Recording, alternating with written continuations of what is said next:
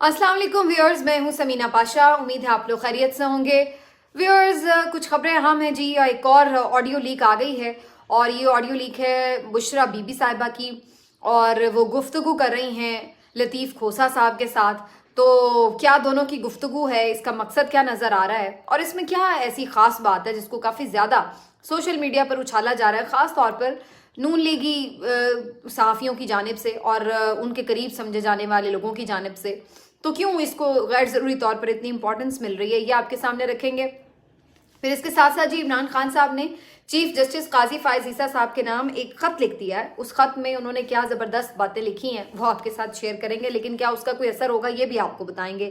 इमरान खान साहब के वकला के दरमियान ठीक ठाक किस्म की एक जो सर्द जंग थी, अब लग रहा है कि वो अब एक गर्म जंग में तब्दील हो गई है और काफ़ी ओपन होती जा रही है। थोड़ी बहुत चीज़ें अंदर अंदर हर एक में चल रही होती हैं, प्रोफेशनल जेलसी की हद तक, या बहुत सारी चीज़ें होती हैं कि आप कौन प्रोमिनेंट ज़्यादा हो रहा है, तो इसके ऊपर भी थोड़ा ज़्यादा हर कोई फील कर रहा होता है। लेकिन अब जो मामला है वो थोड़ा ज़्यादा बढ़ा है और कुछ बढ़ाया भी जा रहा है। तो ये दोनों चीज़ें आपके सामने खोल के रखूंगी इस वीलॉग में। आपसे रिक्वेस्ट है कि चैनल को सब्सक्राइब कर लें अगर अभी तक सब्सक्राइब नहीं किया। सबसे पहले तो जी जो ऑडियो लीक हुई उसके ऊपर बात कर लेते हैं। बुशरा बीबी साहिबा, इमरान खान साहब की अहलिया, बार बार उनको टारगेट किया जाता है। मैंने जैसे पहले ही कहा था कि इस वक्त वो हदफे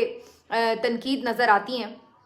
कभी किसी वजह से कभी किसी वजह से। और भी लास्टली भी जो बेसिकली खावर मानिका साहब वाला पूरा एपिसोड था तो उसमें भी हदफ जो थी वो बुशरा बीबी साहिबा थी। तो ये बात आप जहन में रखिए कि इस वक्त सोचे समझे प्लान के तहत बुशरा बीबी साहिबा को टारगेट किया जा रहा है। पहले उनकी उस तरह से किरदार कुशी करवाई गई, फिर मुकदमा जो खावर मानिका साहब ने खुद आकर लॉन्च कर दिया उनके अगेंस्ट, और उसके बाद अब ये ऑडियो लीक। इसमें लतीफ़ खोसा साहब को नुकसान पहुंचाने की कोशिश तो नहीं की गई, इसमें बुशरा बीबी साहिबा को और ओवरऑल जो एक फैमिली के इश्यूज हैं उनको हाईलाइट करके प्रॉब्लम को मजीद बढ़ाने की कोशिश की गई है। और इस ऑडियो लीक का अगर आप कंटेंट देखें बज़ाहिर, तो मैं आपको ऑनेस्टली बताऊं, मैं जब ये सुन रही थी मुझे ऐसा नहीं लगा कि उन्होंने कोई बहुत ऐसी गुफ्तगू कर दी है इमरान खान साहब की बहनों से मुतल्लिक कि जिसकी वजह से जी बहुत कोई आपस में दस्तों गिरेबां हो जाएंगी ये तमाम खवातीन। मुझे मुनासिब सी एक गुफ्तगू लग रही थी वो। ये ठीक है कि वो ये डिस्क्राइब कर रही थी उसमें कि उनका मामला जो था उनके बहनों के साथ, जाहिर है वो कोई इतना आइडियल सिचुएशन में तो नहीं है, और किसी एक जगह पर किसी ऑफिस में शायद वहाँ पर अच्छा खासा कोई झगड़ा वगड़ा भी हो गया हो। लेकिन इन दी एंड ये कोई वो एक डिस्क्राइब कर रही थी इवेंट, कोई उसमें ऐसा नहीं मुझे लगा कि वो कोई बहुत ज़्यादा बिलो द बेल्ट बात कर रही हैं उनके बारे में। और एक और इंटरेस्टिंग बात इसमें ये मुझे लगी कि खुद लतीफ़ खोसा साहब ये कंप्लेन करते नजर आए कि जैसे वो उन्हें बता रहे हों कि भाई उन्होंने ऐसे कहा है कि बदतमीजी भला मैंने क्यों करनी थी, मैं कोई बदतमीजी करने वाला आदमी नहीं हूँ। तो वो भी इस तरह करके कुछ बात कर रहे थे और फिर कुछ थोड़ा सा केसेस का भी जिक्र हुआ। अब जो मुझे इस ऑडियो की समझ में आई है वो ये कि जैसे बुशरा बीबी साहिबा कुछ स्पेसिफिक केसेस चाह रही हैं कि लतीफ़ खोसा साहब हैंडल करें, मे भी उनकी बहनों की तरफ से यानी इमरान खान साहब की बहनों की तरफ से भी किसी ख्वाहिश का इजहार किया गया हो कि भाई फला फला उनका केस जो है वो लतीफ़ खोसा साहब हैंडल करें। तो वो इसके ऊपर शायद कोई चॉइस ऑफ लॉयर के हवाले से शायद कोई इख्तलाफ भी हुआ होगा। और हैविंग सेड दिस, मैं ये नहीं कह रही कि उनकी बहनों में और बुशरा बीबी साहिबा में कोई इख्तलाफ नहीं है। अदरवाइज इख्तलाफात पहले भी हम सुनते रहे हैं कि उन कोई इतने ज़्यादा आइडियल रिलेशनशिप नहीं है, लेकिन आपस की बात है। वैसे जो हमारा एक पाकिस्तानी माशरा है, जो एक ओवरऑल हमारा एक सेटअप है फैमिली, उसमें तो ये एक बड़ी नॉर्मल सी बात है कि नंदों की अपनी भाभी के साथ या सास की अपनी बहू के साथ, तो ये थोड़ी बहुत चपकलेश या थोड़े बहुत डिफरेंसेस ये तो बहुत नॉर्मल और बड़े कॉमन से एक मामलात हैं। इनको इस तरह से हाईलाइट करना कि जैसे बड़ा कोई अनोखा काम हो गया है या बड़ा ही कोई अनयूजुअल मामला सामने आ गया है, तो ये तो बिल्कुल ही एक समझ से बात बाहर है। और फिर प्लस अगेन इमरान खान साहब की थर्ड अहलियाँ हैं और इमरान खान साहब की जो तीनों बहनें हैं उनके बहुत सारे रिजर्वेशंस हो सकते हैं बुशरा बीबी साहिबा से मुतालिक। तो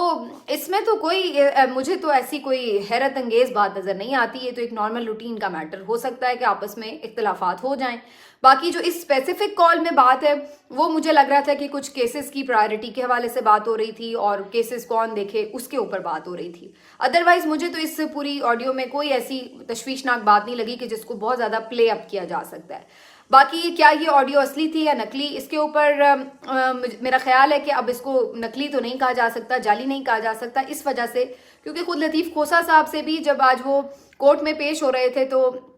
مختلف صحافیوں نے جو سوال کیے تو انہوں نے اس بات کو ڈینائی نہیں کیا کہ یہ ان کی آڈیو نہیں ہے، بلکہ انہوں نے کہا کہ ایک دفعہ تو خیر انہوں نے یہ بھی کہا کہ میں نے تو سنی نہیں، مجھے پتہ نہیں کیا ہے یہ وہ، تو وہ اس کو بڑا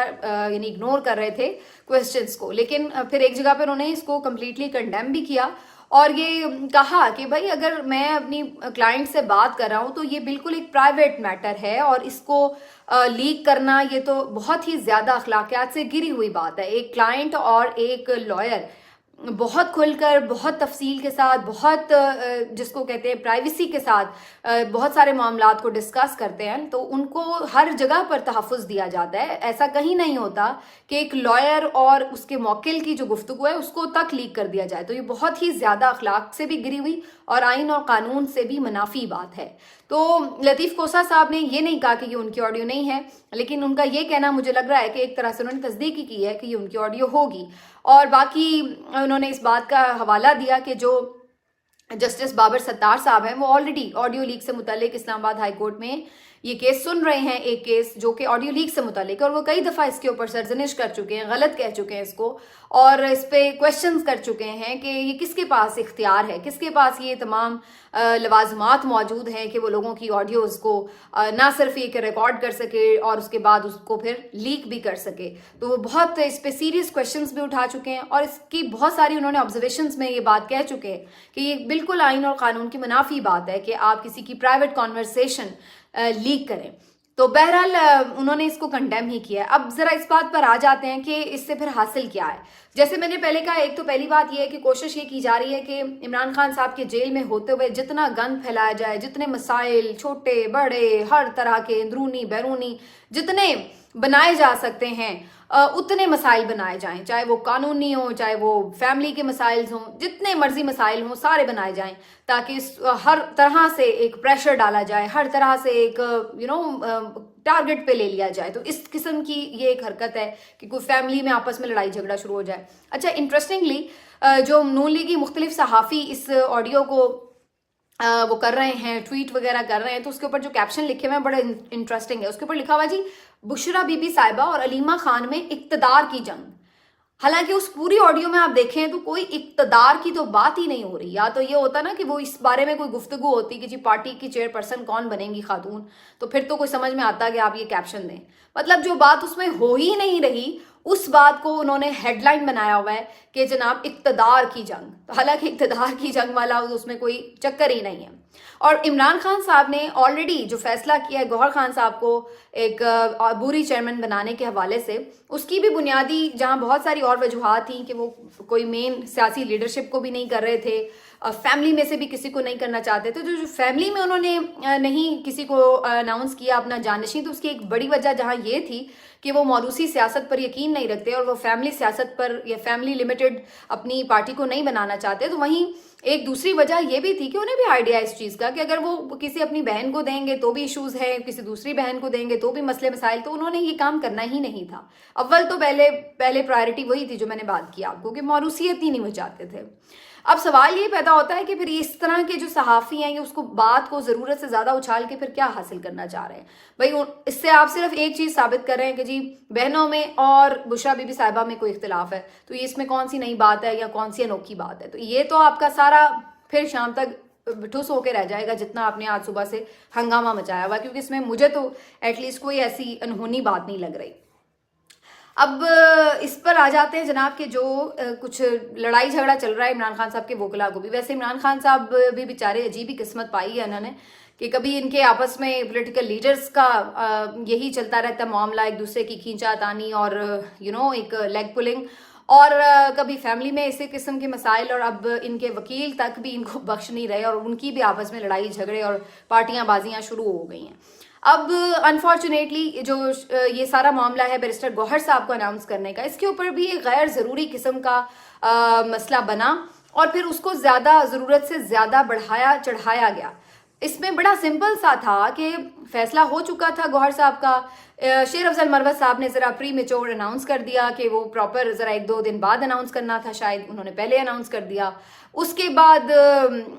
پراپرلی علی ظفر نے آ کے اناؤنسمنٹ کر دی، اور ساتھ میں انہوں نے الفاظ کے چناؤ میں بڑا ڈیسنٹلی بتایا कि देखा जाए इन रियल स्पिरिट तो चेयरमैन इमरान खान ही हैं। हाँ, एक कागज के ऊपर कानूनी तौर पर सिर्फ नाम बदला जाएगा कुछ अरसे के लिए, इतनी सी ये कहानी है। अब इसको जो वहां पर आए हुए सहाफी हजरात हैं वो भी बार बार अजीबो गरीब सवाल कर करके, हर बंदा जो वहां पर आ रहा है, हर वकील, हर फैमिली मेंबर, हर किसी से वो सवाल कर करके चेयरमैन कौन है चेयरमैन। भाई एक दफा अनाउंसमेंट हो जो गई तो अब आप बार बार इस बात में से क्या निकालना चाह रहे हैं कि चेयरमैन कौन है। जो लतीफ खोसा साहब ने बात की कि इमरान खान ही चेयरमैन है या चेयरमैन रहेंगे, तो वो भी इन रियल स्पिरिट की बात कर रहे हैं। जो अली जफर ने बात की कि चेयरमैन हैं, चेयरमैन रहेंगे, तो वो भी रियल स्पिरिट की बात कर रहे हैं कि असल में तो भागदौड़ उनके हाथ में रहेगी। हाँ, ये ठीक है कि जो वक्ती तौर पर एक उन्होंने बैरिस्टर गौहर साहब को बना दिया, तो अब इस इतने से मामले में से क्या निकालना मकसूद है, ये बिल्कुल समझ से बाहर है। लेकिन उसके बाद आज शुएब शाहीन साहब भी मैदान में कूद पड़े हैं। वो लग रहा है कि शेर अफजल मरवत साहब से कोई अपना पुराना स्कोर सेटल कर रहे हैं। शेर अफजल मरवत साहब ने इससे पहले, आपको याद होगा, एक बड़ी धमाकेदार किस्म की ट्वीट की थी उनके खिलाफ कि जी शुएब शाहीन साहब जो हैं वो बुनियादी तौर पर वो एक स्पाई हैं, कोई जासूस हैं, या कोई जानबूझकर किसी के कोई एजेंडे पर हैं और वो ठीक आदमी नहीं हैं और वो इंफॉर्मेशन लीक कर देते हैं, पहले से स्ट्रेटजी किसी और को पहुंच जाती है वगैरह वगैरह। तो ये सारी बातें उन्होंने शेर अफजल मरवत साहब ने शुएब शाहीन साहब के मुतालिक बताई थी। उसके बाद फिर इमरान खान साहब ने कुछ उन्हें समझा बुझा के, बाकी वकला ने समझा बुझा के मामलात को सॉर्ट आउट किया कि भाई एक दूसरे के खिलाफ इस तरह की बयानबाजी ना करें। तो शेर अफजल मरवत साहब ने दोबारा ट्वीट कर दिया कि भाई फिलहाल हम इन इशूज में नहीं पड़ रहे। उसके बाद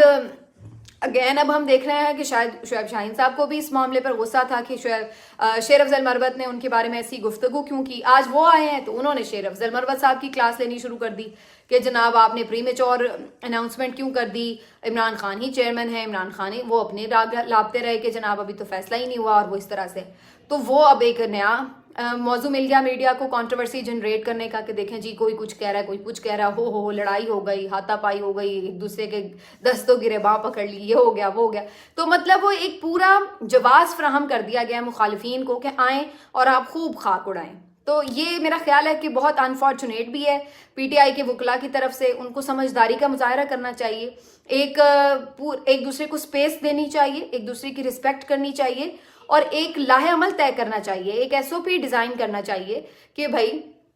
कोई भी ये नहीं है कि मुंह उठाकर कहीं पर भी खड़ा होकर किसी भी बंदे के साथ गुफ्तगू में